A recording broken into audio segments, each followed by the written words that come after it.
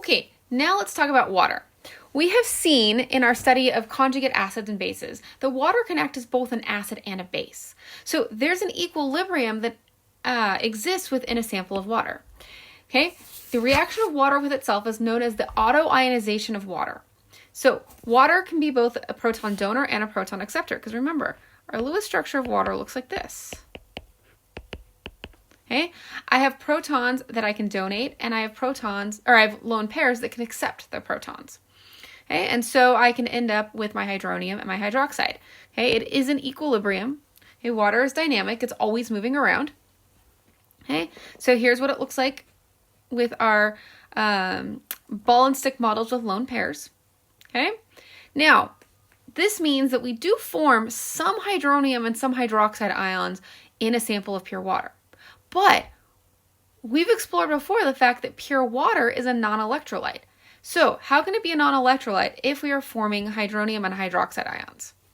Well, it's because these are in such a minuscule concentration that they don't do anything insofar as conductivity goes. So K, again, is an equilibrium constant. So our equilibrium constant for the reaction of water with itself is K sub W.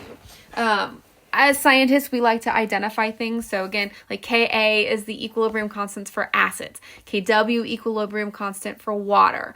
There's a Ksp, which is an equilibrium constant for the solubility of slightly soluble compounds. So you will go into all of those in more detail at the end of 141 and into 142. For right now, we're just concerned with Kw.